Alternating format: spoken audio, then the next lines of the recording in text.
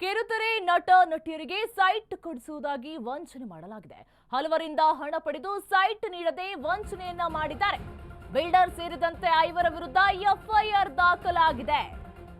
ಕಿರುತೆರೆ ನಟ ನಟಿಯರಿಗೆ ಸೈಟ್ ಕೊಡಿಸ್ತೀನಿ ಅಂತ ಹೇಳಿ ವಂಚನೆಯನ್ನ ಮಾಡಿದ್ದಾರೆ. ಹಲವರಿಂದ ಹಣ ಪಡೆದುಕೊಂಡು ಸೈಟ್ ನೀಡದೆ ವಂಚನೆಯನ್ನ ಮಾಡ್ತಾ ಇದ್ದಾರೆ. ಬಿಲ್ಡರ್ ಸೇರಿದಂತೆ 5 ವಿರುದ್ಧ ಎಫ್ಐಆರ್ ದಾಖಲಾಗಿದೆ.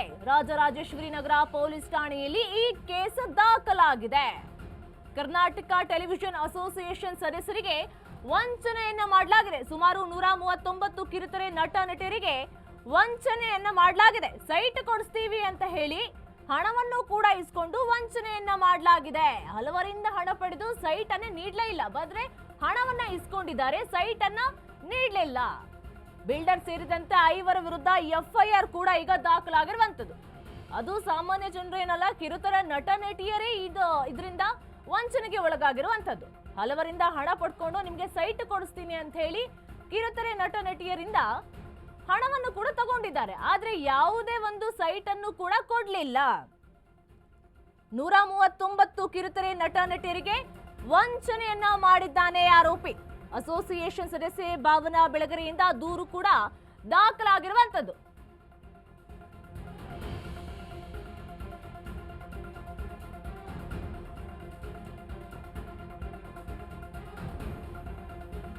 ಸುಮಾರು 139 ಕಿರುತೆರೆ ನಟ ನಟಿಯರಿಗೆ ವಂಚನೆಯನ್ನ ಮಾಡಿದ್ದಾರೆ. ಬಿಲ್ಡರ್ ಭಗೀರಥ, ಸಂಜೀವ್ ತಗಡೂರು, ಗುರುಪ್ರಸಾದ್, ರವೀಂದ್ರ, ಉಮಾಕಾಂತ್ ಎಂಬುವರ ವಿರುದ್ಧ ಕಂಪ್ಲೇಂಟ್ ಕೂಡ ದಾಖಲಾಗಿದೆ. ಕೆಟಿವಿಎದಲ್ಲಿ ಸೈಟ್ ಕಮಿಟಿ ಮೆಂಬರ್ ಆಗಿದ್ದಂತಹ ಸಂಜೀವ್ ಸದಸ್ಯರಿಗೆ ಸೈಟ್ ಕೊಡಿಸುವುದಾಗಿ ಬಿಲ್ಡರ್ ಜೊತೆಗೆ ವ್ಯವಹಾರವನ್ನು ಕೂಡ ಇಟ್ಕೊಂಡಿದ್ದ. ಸದಸ್ಯರಿಂದ ಹಣ ಪಡೆದು ಸೈಟ್ ಶುದ್ಧ ಕ್ರಮವನ್ನ ಮಾಡಿಕೊಟ್ಟಿದ್ರು. ಆರ್ಆರ್ ನಗರ ಸಬ್ ರಿಜಿಸ್ಟರ್ ಕಚೇರಿಯಲ್ಲಿ ಶುದ್ಧ ಕ್ರಯ. ಖಾತೆ ಮಾಡಿಸಲು ಮೀನಾಮೇಷ ಎಣಿಸಿದಂತ ಆರೋಪಿಗಳು ಹಣವನ್ನ ಇಸ್ಕೊಂಡಿದ್ದಾರೆ. ಆದ್ರೆ ಖಾತೆ ಮಾಡಿಸೋದಕ್ಕೆ ಮೀನಾಮೇಷವನ್ನ ಎಣಿಸ್ತಾ ಇದ್ದಾರೆ. ಖುದ್ದಾಗಿ ಖಾತೆ ಮಾಡಿಸಲು ತೆರಳಿದಂತಹ ವೇಳೆ ಈ ವಂಚನೆ ಕೃತ್ಯ ಬೆಳಕಿಗೆ ಬಂದಿರುವಂತದ್ದು. ಬರೋಬ್ಬರಿ 1.6 ಕೋಟಿ ಹಣ ವಂಚಿಸಲಾಗಿದೆ ಅಂತ ಹೇಳಿ ದೂರು ಕೂಡ ದಾಖಲಾಗಿರುವಂತದ್ದು. ಕಿರುತೆರೆ ನಟ ನಟಿಯರೆಲ್ಲರೂ ಕೂಡ ಇದರಿಂದ ಮೋಸ ಹೋಗಿದ್ದಾರೆ, ಹಣವನ್ನು ಇಸ್ಕೊಂಡಿದ್ದಾರೆ. ಸೈಟ್ ಕೊಡಿಸ್ತೀನಿ ಅಂತ ಹೇಳಿ ಆರೋಪಿ ಹಣವನ್ನು ಕೂಡ ನಟ ನಟಿಯರಿಂದ ಇಸ್ಕೊಂಡಿದ್ದಾರೆ. ಆದ್ರೆ ಹಣವನ್ನು ಇಸ್ಕೊಂಡು ಖಾತೆ ಮಾಡಿಸೋದಕ್ಕೆ ಅವರು ಹಿಂದು ಮುಂದೆ ನೋಡ್ತಾ ಇದ್ದಾರೆ.